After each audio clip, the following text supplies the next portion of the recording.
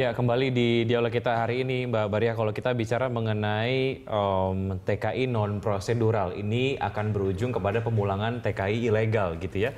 Anda melihat ini sebagai apa?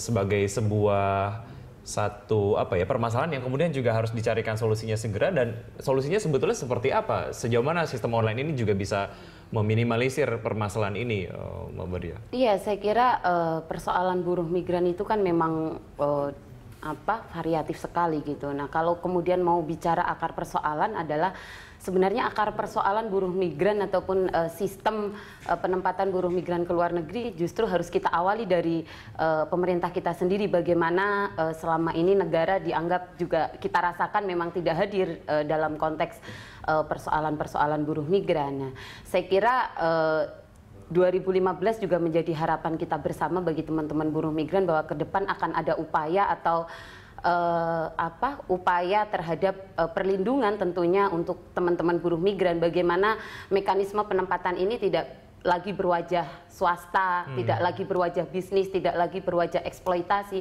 sehingga persoalan-persoalan tadi yang dikatakan TKI non prosedural, TKI ilegal, saya kira ini juga harus menjadi konsennya gitu pemerintah kita dalam penyelesaian proses. Nah, kalau kemudian melihat pada konsep online system yang akan diterapkan ke depan, saya kira beberapa konsep online system sebenarnya sudah dilakukan juga gitu.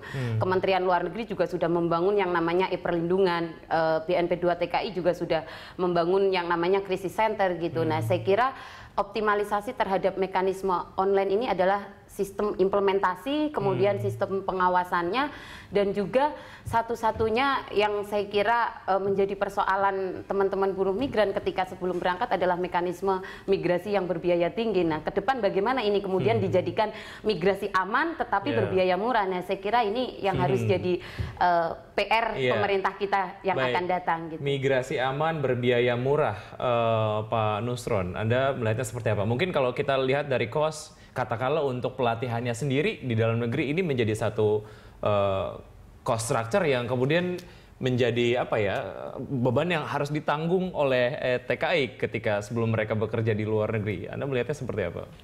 Semua yang disampaikan itu nggak salah, betul adanya.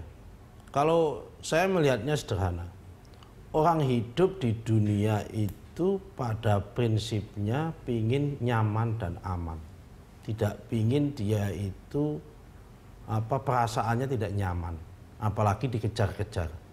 Kalau ditanya orang, kamu ingin berangkat legal atau ilegal? Pasti semua ingin mengatakan berangkatnya legal. Proteksi jelas, pelindungan jelas, dan sebagainya. Tetapi pertanyaannya adalah kenapa sih orang ada jalan yang aman kok sampai memilih yang tidak aman? Ada jalan yang legal kok sampai memilih yang tidak legal? Berarti ada sesuatu dalam prosesnya. Temuan-temuan sejauh ini seperti apa, Pak Nusron? Biayanya terlalu mahal dan waktunya terlalu lama. Nah, karena biayanya terlalu mahal dan terlalu lama, maka satu-satunya jalan adalah pemerintah harus memangkas apa yang bisa dipangkas sebetulnya? Kalau kita bicara dananya. Pertama, cost of structure, dan itu sudah. Mulai tahun depan sudah mulai kita berlakukan. Kemudian yang kedua adalah tahap-tahapan. Dari 22 proses orang berangkat itu harus kita sederhanakan maksimal 8 proses. Kemudian ada yang salah besar lagi dalam bisnis model di sini atau dalam praktisnya, best practice-nya. Orang itu dalam penempatan itu ada job order, ada permintaan dari luar negeri, baru mencari orang, kemudian baru dididik atau dilatih. Ini kan kacau. Ada order baru latih orang. Sehingga latihannya kejar tayang. Jadi idealnya adalah sebelum ada order pelatihan sudah ada. Pelatihan sudah jalan. Pelatihan itu seperti pendidikan as emas. Dia adalah sebuah keharusan. Mendidik orang itu adalah sebuah keharusan. Sehingga yang terjadi karena melatih ada order, merekrut orang, dilatih, yang terjadi adalah rebutan. Biayanya sendiri seperti apa, Pak Busron? Pak Nusron, teman-teman TKI harus menanggung biaya yang kemudian mungkin dikategorikan cukup besar. Sangat besar. sangat besar. Ini kan gini loh, di semua ujung dalam bisnis penempatan TKI ini ujung-ujungnya dua. Yang nanggung itu kalau nggak TKI ya majikan. Kalau bebannya TKI zero, pasti gajinya kecil. Kalau bebannya TKI gede, gajian berarti kan majikannya kecil ongkosnya, gajinya lumayan gede. Jadi ini begini aja, dua hal itu. Nah, sekarang kita ingin di mana letak masuknya negara di situ. Nah, negara mau tidak mau harus hadir dalam membuat pendidikan. Kalau selama ini ada pendidikan formal, SD, SMP, SMA, SMK begitu.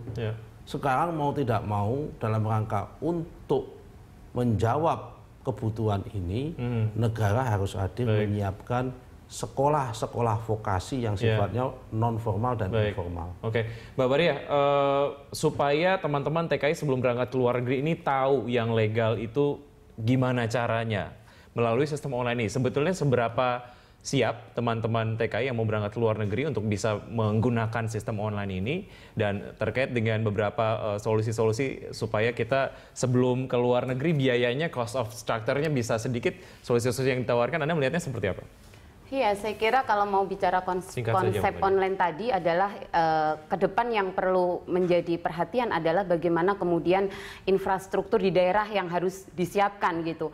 Selama ini mekanisme informasi pendidikan baik pemberangkatan itu kan mekanisme desentralisasi di pusat. Nah, ke depan yang kita dorong adalah bagaimana kemudian mekanisme penyebaran informasi, pendidikan dan lain sebagainya ini bisa dilakukan di daerah-daerah, bisa melibatkan pemerintah daerah, Dinas Tenaga Kerja setempat, BP3 TKI setempat, dan juga saya kira karena buruh migran juga basisnya adalah di desa-desa yang selama ini bahkan lebih mudah dijangkau oleh calo ya. Saya kira ini yang harus menjadi sasaran utama oleh pemerintah ke depan terkait sistem yang akan dikembangkan ke depan, karena basis-basis buruh migran saya kira lebih banyak di daerah-daerah. Nah, saya kira itu penting untuk ke depan memikirkan bagaimana infrastruktur ini bisa dibangun dan bisa merata tentunya supaya di seluruh wilayah. Toolsnya bisa digunakan dengan baik dan memberikan solusi terhadap permasalahan yang sudah ada. Pak Nusron, terima kasih banyak atas waktu Anda. Sukses dengan sistem online ya, Mbak Maria. Terima kasih atas waktu Anda, sukses untuk Anda. Ya, pemirsa, Jurnal Pagi akan segera kembali dengan informasi lainnya, tetap di tempat Anda.